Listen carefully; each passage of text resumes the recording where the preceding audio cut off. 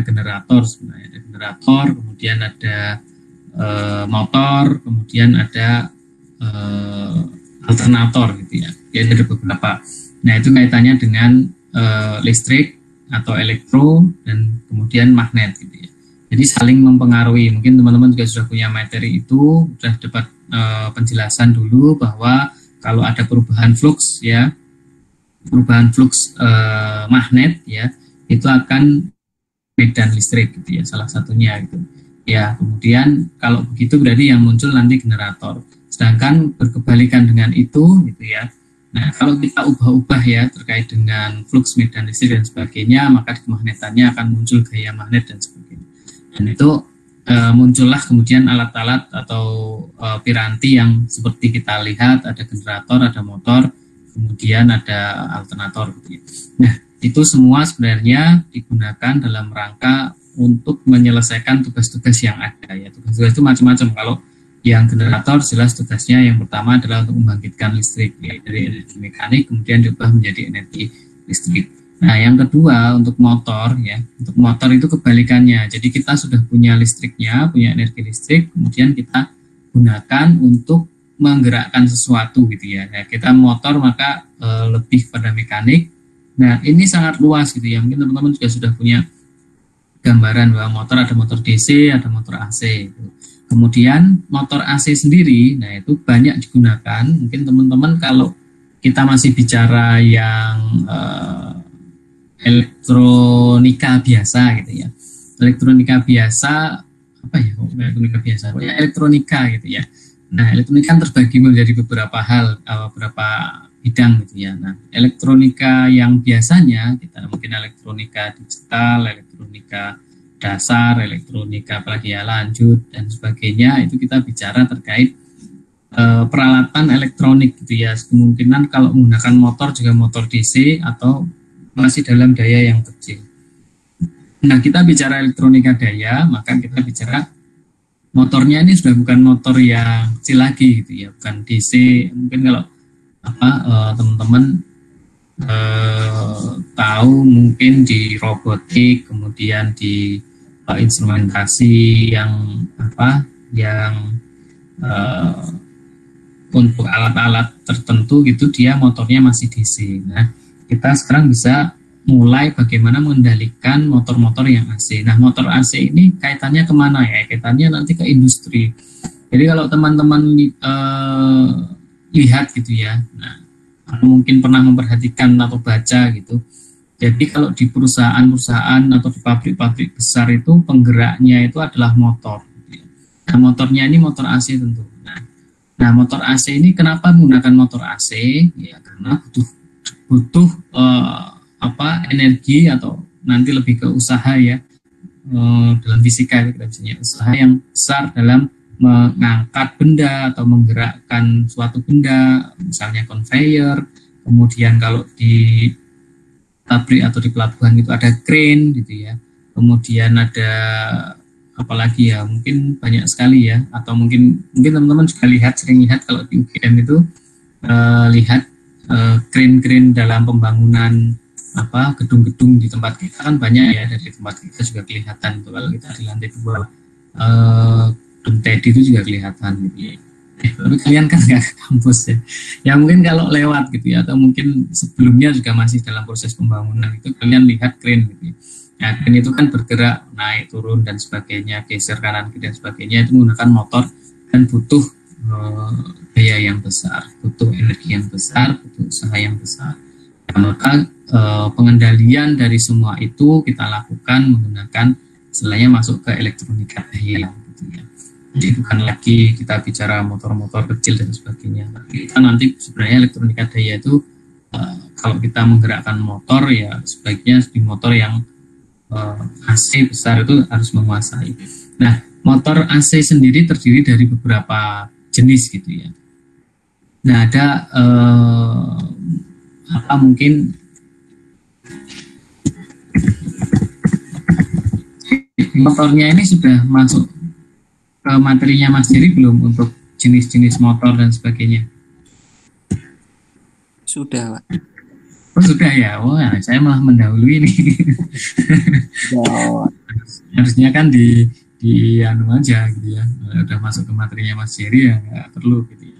Tapi mungkin ini hal yang penting juga untuk teman-teman gitu ya, karena eh, berapa mungkin saya juga mengajar di prodi yang berbeda gitu, itu ternyata yang waktu D3 ya, kalau yang trik ini mungkin juga sudah cukup banyak mempelajari motor, saya juga kurang tahu gitu, kalau mudah-mudahan sih iya gitu.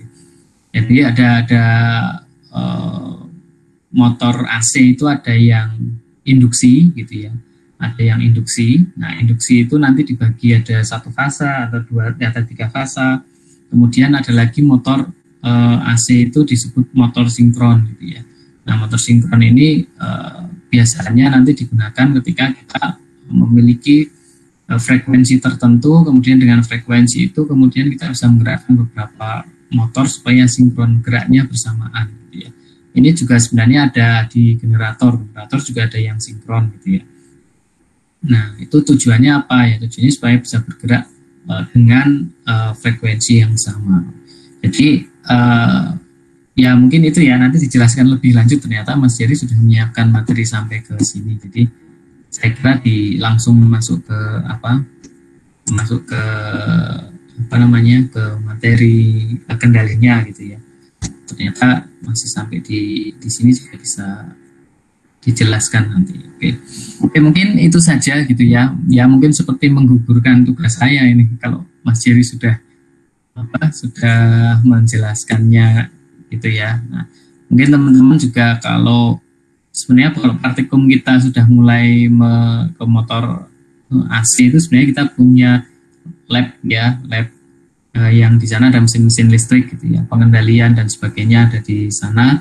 Kemudian untuk pengendalian motor misalnya 3 fas itu juga kalau tempat kita itu malah dipakai juga untuk skripsi ya. Jadi yang skripsi dari fakultas yang lain yang tidak punya motor listrik atau pengendalian sebagainya itu kemarin ada yang skripsi di tempat kita, dan sebenarnya semester depan atau sekarang ini juga ada, kebetulan tidak ada yang membimbing ya, karena yang membimbing itu harus lanjut studi, kemudian kemarin ditawarkan ke saya minta saya membimbing, lah saya juga ragu-ragu nih bisa atau tidak, karena kebetulan kalau saya yang membimbing pun harus nanti di atas namakan orang lain untuk saat ini, karena sedang ada proses penyesuaian gitu ya karena status saya.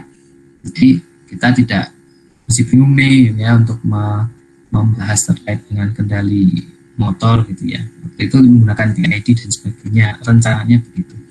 Ya, jadi nanti kalau kalian sebenarnya punya minat di skripsinya terkait dengan ini, sebenarnya lab kita ada gitu ya, atau mungkin ada tugas dan sebagainya terkait dengan ini, lab kita ada. Jadi lab kita kan sebenarnya banyak, ada lab komputer, ada lab tenaga listrikan, ada lab jaringan, ada lab elektronika, ada lab instrumentasi dan kendali. Jadi itu boleh dimanfaatkan semua prodi.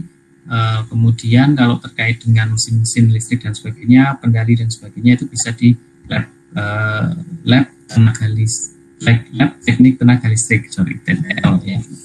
Jadi itu bisa memanfaatkan lab yang ada ya.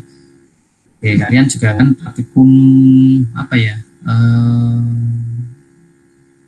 Apa biasanya rangkaian listrik ya atau apa ya yang di lab TTL juga kan gitu. Nah itu bisa memanfaatkan itu. Oke, mungkin itu saja informasi yang bisa saya sampaikan, karena mungkin nanti lebih jauh lagi dijelaskan oleh Mas Jerry dan Mbak Retno. Oke, demikian Mas Jerry dan Mbak Retno, silakan bisa memulai. Baik, Pak. Ya. Sebelumnya, Assalamualaikum warahmatullahi wabarakatuh. Waalaikumsalam warahmatullahi wabarakatuh. Mungkin langsung share screen aja ya.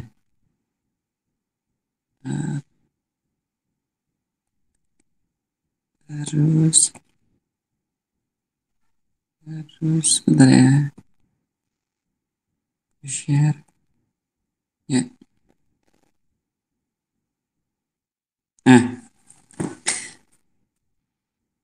Jadi tadi kan udah dijelasin sama Pak Suhono nih mengenai motor AC.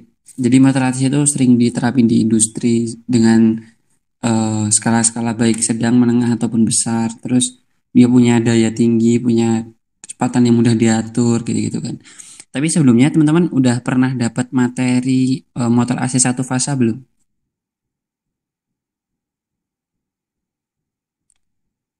Halo teman-teman. Itu bedanya sama 3 fasa apa ya, Mas? Belum mas. Berarti yang satu fasa belum pernah dapat ya? Belum mas. Belum, Mas. Hmm. Nah, tadi kan Sauki tanya nih bedanya sama 3 fasa apa Mas? Kalau tak jawab sekarang aja ya, gampangnya banyak sih. Kalau perbedaannya banyak. Karena dari segi fisik pun udah bisa ditebak juga.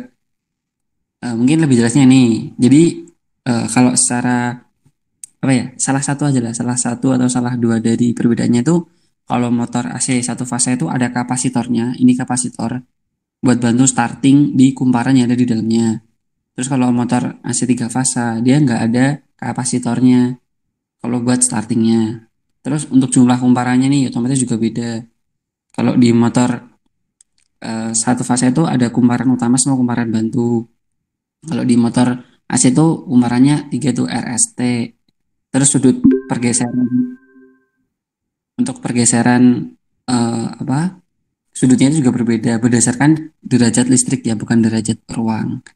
Gitu. Jadi ini kalau buat teman-teman yang belum pernah tahu nih kayak apa sih bentukan fisik dari motor AC satu fasa itu. Jadi seperti ini. Mungkin ini bentuk luarnya aja. Jadi yang bisa diinspeksi paling awal untuk membedakan antara motor AC satu fasa sama 3 fasa itu biasanya terletak pada bagian ada kapasitornya nggak sih gitu. Jadi kalau motor satu fasa itu biasanya kalau starting itu memerlukan kapasitor. Nah, ini lebih lanjutnya aku jelasin lagi nih. Nah, jadi ada yang tahu nggak kalau bagian utama di motor AC 3 fasa itu apa aja? Yang standar lah, yang umum. Kalau itu ada berarti syarat motor itu udah bisa berputar itu bisa gitu. Ada yang bisa bantu jawab nggak? Rotor stator, Mas. Nah, benar. Tapi ada satu lagi yang paling menentukan juga buat berputarnya motor. Jadi ada rotor. Rotor itu bagian yang berputar ya teman-teman. Jadi untuk motor listrik ini mengkonversikan dari energi listrik menjadi energi gerak. Jadi untuk komponen utamanya sebenarnya ada 3. Yang duanya udah disebutin sama si Latif tadi. Ada rotor, bagian yang bergerak. Stator, bagian yang diam. Terus ada lagi nih satu komponen yang sebenarnya ini nggak komponen sih, tapi bagian penting juga. Namanya itu celah udara. Jadi sebenarnya kalau rotor sama stator itu harus ada celah udaranya. Kalau nggak ada celah udaranya, motor itu pasti selip. Kalau selip, panas di statornya, nanti kumparannya bisa terbakar. Jadi mungkin teman-teman belum dapat, mungkin nggak akan dapat juga sih praktikum lilit ulang motor kayak gini. Jadi nanti teman-teman bisa lebih tahu karakteristik dari si motor. Mungkin celah udara yang jadi bagian yang sering dilupain untuk menyebutkan komponen utama pada motor listrik satu fasa. Terus untuk bagian rotor sama stator ini biasa juga disebut alternator, jangkar sama kumparan jangkar sama stator. Terus mungkin ini bentuk dari komponen dari motor atau motor satu fasa jika kita belah seperempat jadi. Ya tadi kan mungkin disebutin rotor. Rotor tuh ini bagian yang bergerak. Jadi ini kan shaftnya nih. Shaftnya ini yang bikin bergerak. Terus ini sebenarnya ini belitan-belitan, cuman ini kurang jelas. Tapi mungkin nanti bisa dicari juga dari teman-teman. Ini ada belitan. Terus ini ada kipas biasa buat pendingin. Terus di sini ada gear, ada bodinya juga gitu. Ini untuk sedikit gambaran. Ini mungkin jelasin masalah fisik dari si motor dulu aja ya. Mungkin biar ada gambaran. Mungkin ada yang sering belajar menggunakan gambar-gambar atau gimana. Ini kalau lihat tulisan terus capek atau gimana. Mungkin ini bentukan dari motor listrik satu fasanya. Mungkin ini kalau bagian lebih detailnya ya mengenai motor listrik satu fasa. Jadi kalau satu fasa itu biasanya udah bicara ke AC. Jadi kayak ada wiring, ada motor prom, ada statornya, ada banyak lah, ada rotor, ada. Nah, ini bagian rotornya ini sebenarnya juga banyak jenisnya. Tapi untuk eh, start rotor yang sering digunain pada lingkup industri dan yang paling bagus itu biasanya menggunakan rotor sangkar tupai. Jadi motor listriknya itu biasa disebut juga tupai gitu. Ini tadi yang ku jelasin di bagian awal-awal tadi yang waktu tanya kenapa ya apa sih Mas bedanya motor listrik satu fasa sama motor listrik tiga fasa. Jadi untuk sumber tegangannya otomatis jelas kita pakai sumber tegangan AC 220. Kalau kita bicara fasa itu satu fasa itu range tegangan nominal atau tegangan standarnya itu sekitar 220 sampai 240 volts AC, teman-teman. Terus untuk tegangan yang tiga fasa itu 380 sampai 400 AC. Nah, tadi kan ada yang tanya nih, perbedaan antara kumparan utama dan kumparan bantu. Nah, untuk kumparan utama bagian sini, ini rotornya, ini kumparan bantu, ini kapasitor, sama ini sakral sentrifugal. Nah, ini teman-teman wajib tahu juga nih fungsi dari sakral sentrifugal ini tersendiri. Jadi pertama untuk kita baca rangkaian ini teman-teman juga udah jago-jago semua kalau baca rangkaian. Ada yang pernah lihat meme-meme nggak? Atau mungkin Instagram yang ikut atau yang nge-follow masalah kayak engineering gitu. Jadi kalau di sistem AC, jadi kalau gambarannya kan sinusoida ya gelombangnya. Nah, jadi kalau kayak gini gitu harusnya gini. Ini kan ke sini. Kalau di DC kan dia kayak ketahan sama sini. Soalnya kan gelombangnya cuman linear. Jadi kalau DC kayak charging dulu di sini nih. Ntar kalau muatannya udah penuh baru di discharge gitu kan. Ataupun nanti terserah mau dipengaplikasikan sebagai apa buat kapasitornya. Ada yang buat ngekopling lah, ada yang buat macam-macam. Tapi kalau di bagian ini nanti buat ngebantu starting si motor AC ini. Jadi kalau logikanya gini, ya ini sini kan punya sinusoida nih.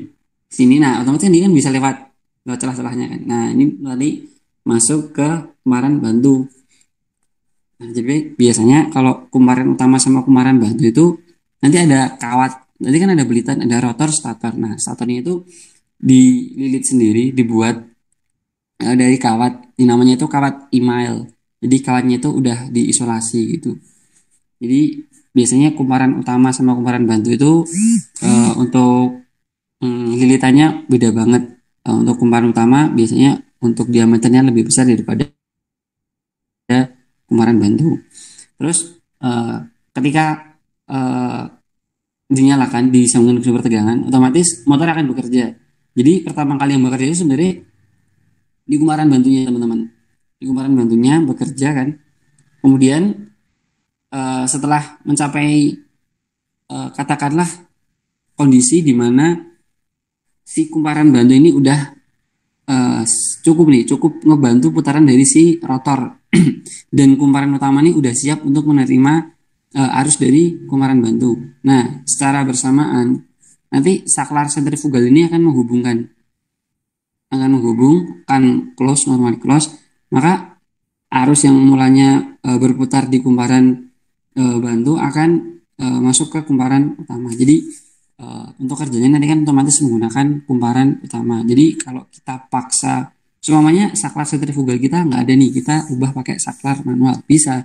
Cuman nanti kita harus tepat dalam memindah antara kumparan, kapan nyala kumparan utama, kapan nyala kumparan bantu gitu. Jadi kalau nanti kita kelamaan memindah switch antara kumparan bantu ke kumparan utama, nanti untuk bagian kumparan bantunya ini bisa terbakar teman-teman. Jadi nanti motornya jadi rusak gitu. Ini mungkin sedikit gambaran mengenai motor AC satu fasa. Tuh, sebenarnya untuk motor ini bisa dikendalikan dengan AC juga, jadi tanpa merubah dari DC, langsung AC dimasukin, jadi nanti dikendaliin baik kecepatannya juga bisa berubah, arah putarannya juga bisa. Tuh, jadi nanti pakai komponen-komponen pendukung dari pengatur kecepatan motor ini. Mungkin hal itu tidak saya bahas, mungkin itu teman-teman lebih fokus di bagian apa ya, rangkaiannya aja lah, rangkaian dari DC nanti bisa buat ngerubah ke AC-nya buat ngendaliin si motornya maksudnya. Mungkin ini ku kasih tahu materinya bentar. Dulu aku juga udah pernah dapat materi juga nih.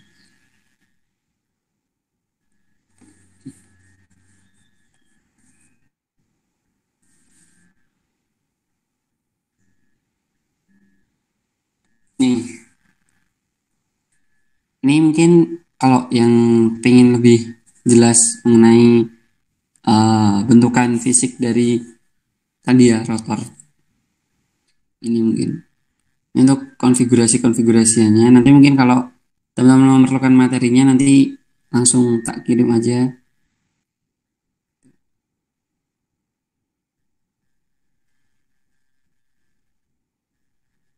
Ini untuk bagian rotornya. Jadi banyak juga jenisnya, ada yang silent pole, kutub menonjol, ada yang non silent pole gitu. Tapi sebenarnya untuk seluruh dasaran dari ini semua itu prinsip kerjanya sama. Jadi kayak yang dijelasin Pak Sono tadi, memanfaatkan jadi kalau listrik dimasukin ke kumparan, otomatis kan timbul medan magnet. Itu. Jadi logikanya kenapa sih motor bisa berputar mas padahal kan cuma dimasukin listrik. Itu tadi memanfaatkan elektromagnetik tadi. Jadi ini itu udah dikonsep untuk kutubnya itu pergeserannya itu 120 derajat. Jadi kayak bersilangan gitu. Jadi tolak menolak yang mengakibatkan bagian motornya itu bisa berputar. Nah, kemarin kan teman-teman udah buat nih yang rangkaian pengendali motor sebentar. Motor DC.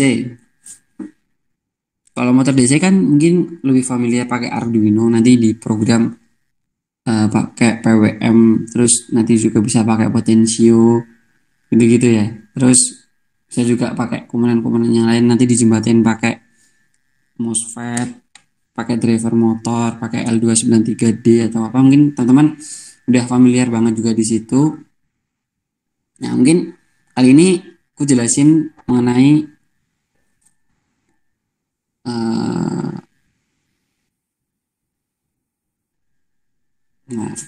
jelasin mengenai rangkaianku. Sebenarnya ini simpel sih, teman-teman paling juga udah familiar juga mengenai rangkaian ini. Kayak kemarin juga udah pernah buat. Jadi sistemnya di sini tuh kayak sistem dimmer lampu. Jadi kalau kita ngedimmer lampu, sebenarnya kalau outputannya kita sambungin ke motor tuh sama dengan juga udah ngatur kecepatan motor.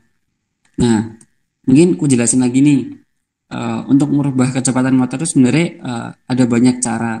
Mungkin salah duanya itu yang pertama kita bisa merubah tegangan masukan yang ke motor. Jadi ketika tegangan masukan kita rubah yang masuk ke motor yang seumpamanya untuk mendapatkan torsi dan kecepatan maksimum dari si motor itu 220 sampai 240, kita rubah menjadi 180 VAC katakanlah. Itu nanti kecepatannya otomatis akan berubah, torsinya pun juga akan berubah. Gitu. Terus untuk yang kedua bisa juga menggunakan perubahan terhadap frekuensi yang masuk ke dalam motor. Gitu. Kalau umumnya ya kalau di Indonesia kan kita gunain frekuensi 50 Hz, tapi di luar negeri juga ada yang gunain frekuensi 60 Hz. Tuh. Mungkin ini rangkaiannya simpel sih sebenarnya, kayak dimmer lampu yang pernah teman-teman kerjakan atau proyekan sebelum-sebelumnya. Tuh, mungkin langsung aja aku simulasiin. Aku jelasin dulu aja lah komponennya. Jadi untuk di sini komponennya itu ada alternator sebagai sumber tegangan AC. Mungkin kalau hal ini bisa dianalogikan sebagai sumber tegangan PLN ataupun pembangkit ataupun yang lain-lain lah yang bisa dijadiin satu daya AC gitu. Terus mungkin eh aku jelasin juga ini buat teman-teman mungkin yang bingung kadang kalau kita masukin di sini parameternya 220 kok keluarnya nggak 220 ya Mas. Jadi kalau mau keluaran 220 atau tegangan AC-nya ini 220 jadi 220-nya itu dikali akar 2. Jadi prinsip tegangan efektif, tegangan maksimum, tegangan nominal itulah momen itu diingat-ingat lagi. Itu soalnya karakteristik dari si Protusnya ini juga beda sama tegangan yang kita maksud. Semuanya kalau kita ngukur pakai alat ukuran itu tegangan rata-rata kan. Jadi ternyata kalau di alternator ini bukan.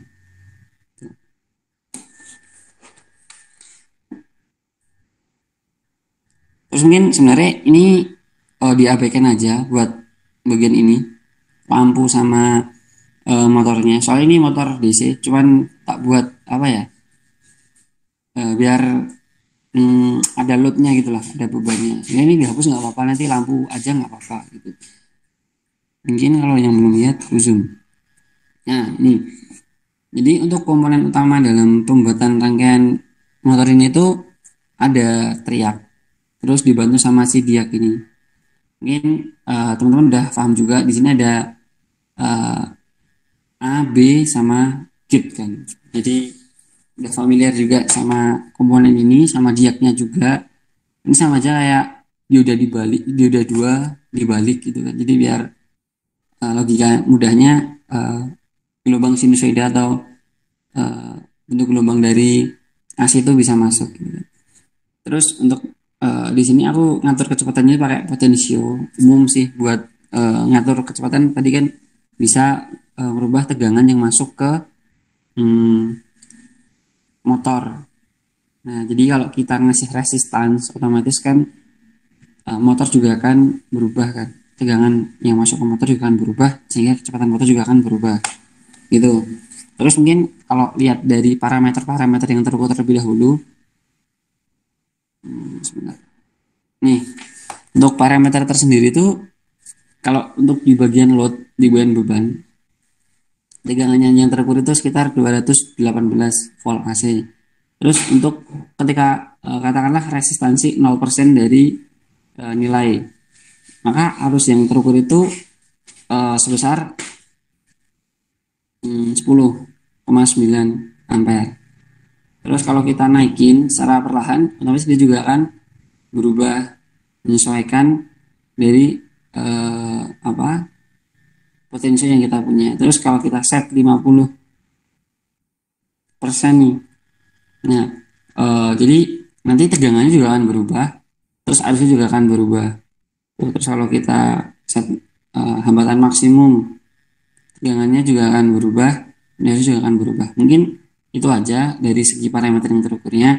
Kalau kita lihat dari bentuk gelombangannya itu seperti ini. Jadi kayak diff dari gelombangnya itu berubah-ubah gitu. Mungkin yang kuning sebenarnya yang kuning ini tegangan gelombang sumber yang bagian ini. Terus yang biru ini yang outputan ke outputan. Jadi kalau kita rubah-rubah itu sesuai besarnya, sesuai resistance yang kita miliki gitu. Mungkin sebenarnya teman-teman kalau lebih jeli lagi di sini ada kekurangan sih dari rangkaian ini tuh. Kekurangannya itu ketika resistor ini di set maksimum, nilai hambatan maksimum, jadi tegangan yang terukur di bagian sini, bagian load itu belum benar-benar 0 volt AC. Terus untuk arus yang masuk ke rangkaian juga itu juga belum 0 ampere gitu. Jadi masih banyak kelemahan. Jadi kalau semuanya rangkaian ini diimplementasikan benar-benar pada motor, kemungkinan ketika kita set poin jadi 0 seharusnya motor berhenti, tapi motor masih nyala meskipun sedikit. Nah, nyala di sini berarti berputar pelan-pelan lah gitu. Mungkin Mbak Retno mau menambahkan mengenai rangkaian ini ya? Enggak, aku rasa cukup. Oke. Mungkin segini dulu. Ada yang ingin tanya nggak dari materi praktikum hari ini? Mungkin belum Mas. Nanti kalau ada kendala nanti tanya aja Mas.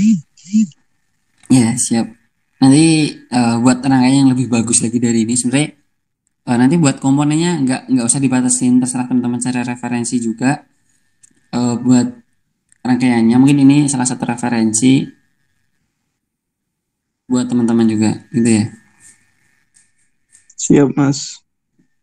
Mungkin selain Latif, ada yang ingin bertanya mengenai pengendali motor AC.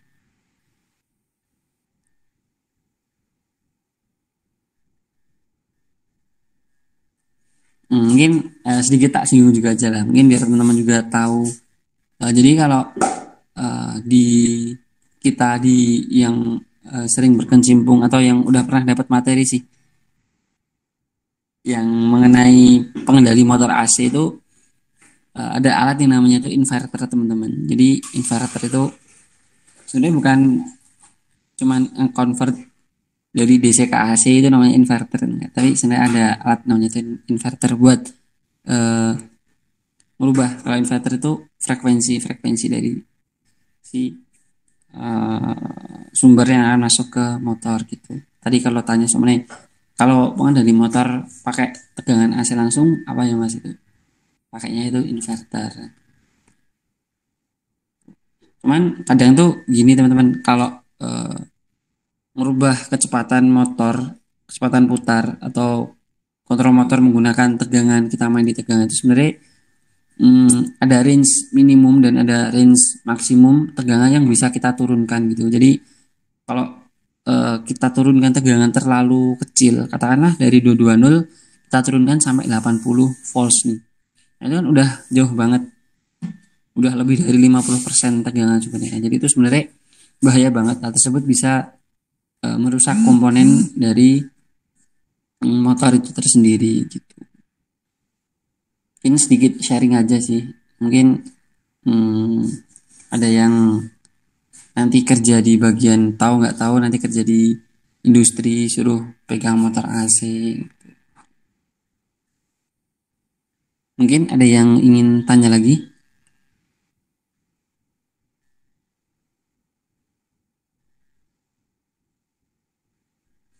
Mungkin langsung masuk ke rangkaian aja, Bu. Mungkin sebelumnya dari Pak Suhono ada yang ingin ditambahkan ataupun dikoreksi? Cukup Mas, nggak ada. Dilanjutkan saja. Oke, baik teman-teman. Mungkin untuk pertemuan kali ini nanti kita langsung switch aja ke Elok, ataupun boleh juga diskusi di WhatsApp. Nanti kalau ada kendala-kendala langsung nggak apa-apa, nggak usah sungkan. Terus chat diskusi bareng di grup WhatsApp juga boleh. Tuh. Mungkin dari saya sekian, Pak. Terima kasih. Ya baik, terima kasih Mas Jerry, terima kasih juga Mbak Retno. Oke teman-teman, tadi kalau tidak ada pertanyaan ya,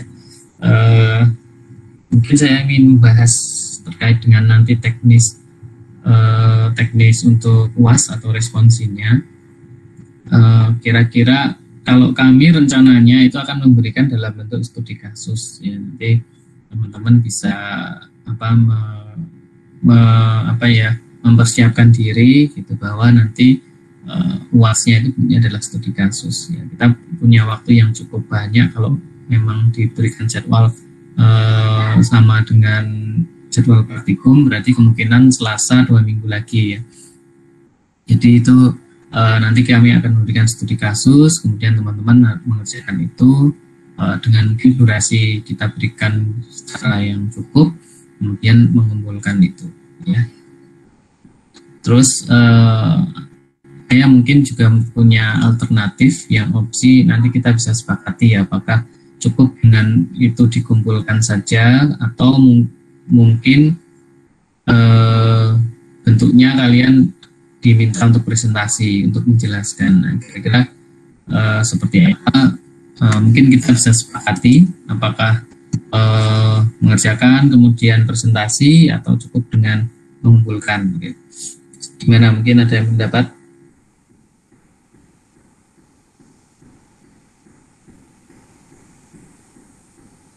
Halo. Halo.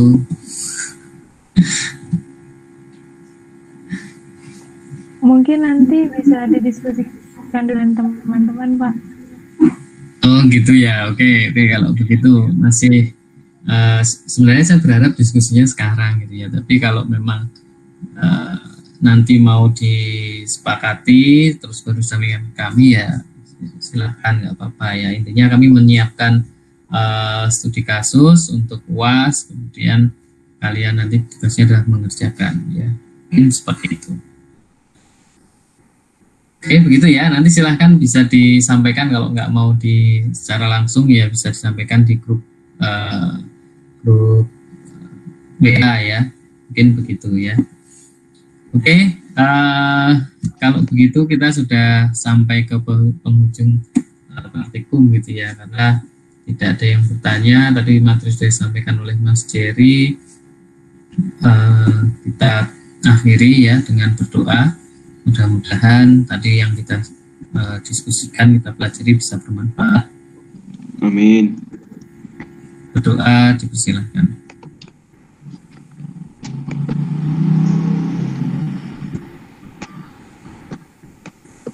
Terima kasih. Ya, mohon maaf bila ada kesalahan dan kekurangan.